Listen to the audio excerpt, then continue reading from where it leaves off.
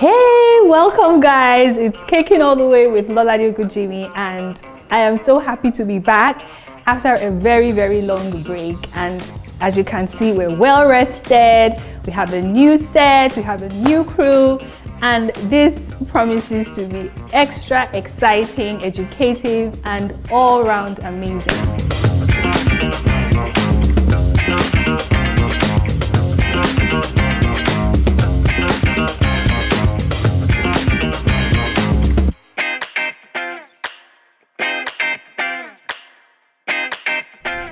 So today guys, we're going to be doing one of the most amazing chocolate cake recipes you have ever seen, and it is so easy to put together, and within 4 or 5 minutes you're completely done with the mixing process. And overall, I'll be taking you through how we transform this beautiful moist chocolate cake into a Oreo cookie cake. So to start with guys, I want to show you my ingredients. Okay, this is exactly what we need, already pre-measured right on the table. And from the right, I'm going to show you we have our flour, okay, all-purpose flour for this. We have our cocoa. I don't need to use Dutch processed cocoa. We have our cocoa, all right, you could use the Dutch processed or just regular cocoa, that's fine. And then granulated sugar. And then for moisture, we need the eggs, whole eggs, okay, fresh eggs. Make sure it is in room temperature. Your oil, if you're going to use any oil, make sure it is tasteless, okay, and it doesn't have any smell as well, because we don't want that going into the mix of our flavor. So completely tasteless oil that doesn't have any smell. We need some espresso, okay, coffee, and of course the leveling agents, which is the baking powder, baking soda, and some whole milk. Okay guys, so right now the first thing we want to do is to sift the dry ingredients together. And for the purpose of this class, I really need it to be as simplified as possible, so I wouldn't be using any grand mixing machine, okay? I'll be using the hand mixer so that you can do this either by hand, or if you have one of this at home, by all means. So let's get going. All right, so the first thing we want to do is separate the dry ingredients from the wet ingredients. And what are the dry ingredients here, guys? You're literally just dunking everything into the main mixing bowl. So I'm gonna add my sugar here.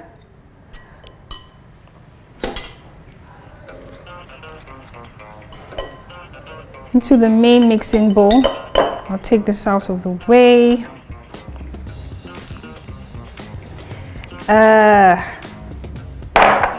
So now the next thing is to just put in all the other dry ingredients, which is the flour,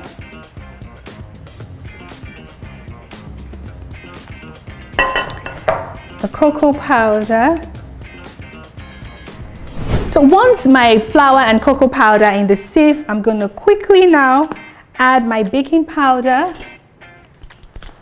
and I need just 1 teaspoon of that. Okay, make sure it's a level teaspoon. And into this as well, we'll be adding 2 teaspoons of baking soda. The work of this, guys, is to add to the fluffiness and the rising of the cake. Okay, just make sure you stick to this recipe as is. So once this is all in place, quickly now, we're just going to sieve. All right. And why do we have to sieve? Just to introduce some air, and of course take out any bits of lumps that you have in your dry ingredients. All right. Try not to skip this step because it's so important. And then just before I pour in the liquid ingredients, I'm just going to take my bubble whisk and just, you know, toss this, and just to mix it all together with the sugar. Already I can feel the smell. The aroma is just lovely. Good. So we have very homogeneous dry ingredients. They're all properly mixed together, like so. So just before I pour in the wet ingredients, okay, we need to just take time and pre-measure that into a cup, which is my measuring cup. And I like to use this cup because it has all the labels and the measurements on them. And of course, the Pyrex cup is heat proof. This can go into the microwave or in the oven without cracking on me. So for the wet ingredients, I'm going to start by breaking my eggs. All right. And this goes into a bowl or a cup.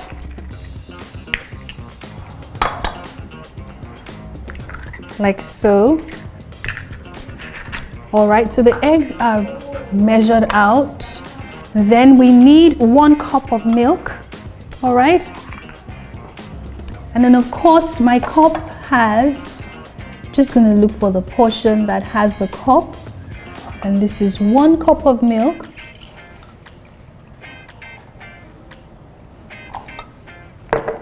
Okay.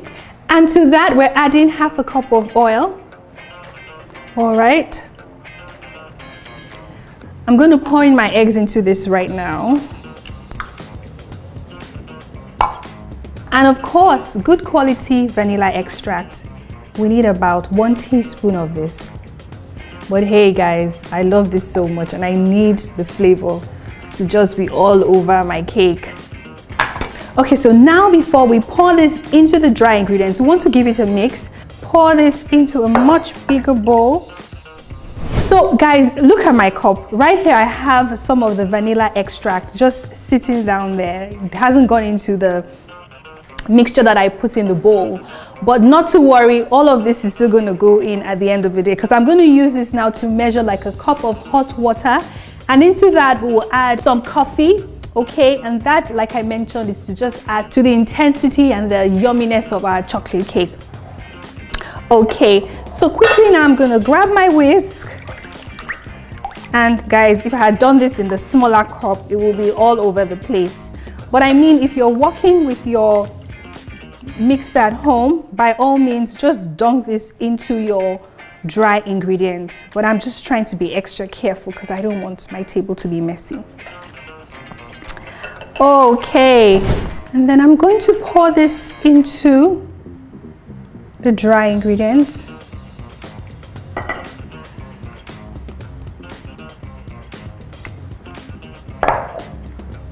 And with my hand mixer, I'm going to go from slow to high, guys. Slow because if I go high, this entire flour and cocoa will be all over my face. I don't want to mess up my makeup. Nah. Okay, so like you can see, I'm being very careful. I'm turning my bowl as I go. All right. Right now the mixture looks a bit lumpy and tough, but not to worry. By the time we're done, it's going to come together as a lovely chocolatey batter. Okay, and you will notice I'm doing this on low speed. That's very important. Fantastic. So I'm going to turn this off just briefly. Okay.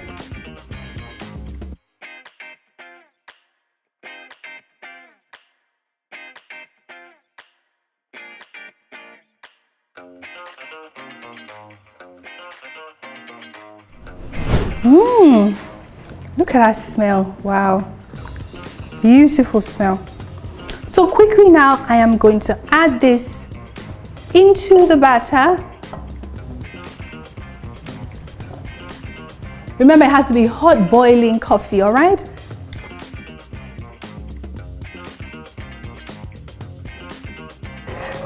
Already you can see that it's become very runny, and that's absolutely fine. And I'm still on low speed, guys. I'm not using any high speed. And this is absolutely done. The rest will be done by hand. Okay, which is just to take all the other ingredients that might probably be under on the sides of the bowl. I'm making sure that they're well incorporated into the entire batter. Now look at that already. Looks yummy. Oh, looks very smooth. Gosh. And of course, the smell is completely amazing. Absolutely, guys. Wow. Let's just, for a moment, just keep swooning the spoon. Believe it or not, guys, it was that simple. So the next thing to do is to portion this equally into 3 pans. So these are my pans, already greased and lined, all right? And then I like to do one thing before I generally, portion my cake into pans. I like to measure the entire batter, okay? And know what I'm putting in each of the pans so that when they come out from the oven, they are the same height, the same level, all right? But hey, if some of you can eyeball it and figure that out, that's absolutely fine. But that's just my preference and I like to stick with it. So this entire batter weighs 1,500 grams. And that means I'm going to be portioning 500 grams each into these 3 pans, okay? And to help with precision, I'm going to be using my digital scale. All right. And of course, we'll be measuring it out in grams.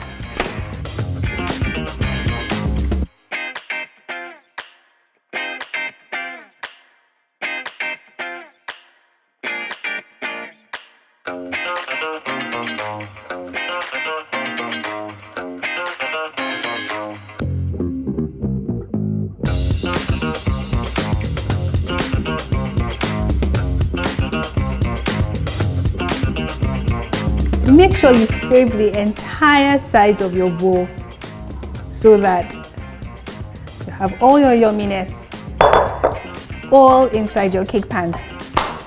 So now we're ready for the oven, and this bakes in 350 degrees Fahrenheit oven for roughly 25 to 30 minutes. And guys, when I say 25 to 30 minutes, it really depends on the type of oven you're using. I always recommend you put your oven thermometer into your oven so that you're baking with a precise temperature. All right, so see you in a bit.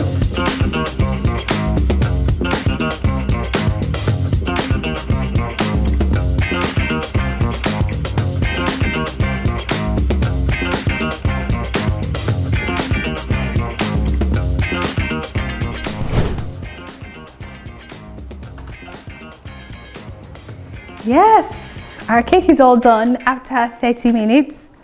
And now it's time to put our cake together. But before I put the cake together, I wanted to just kind of give you a background of why I decided to go with this Oreo cookie cake in this direction. Usually we will bake a vanilla cake and then do the crumbs of the Oreo cookies inside that batter. But I just thought, let's just do something a bit different that is not usual and make it a real chocolatey Oreo cake.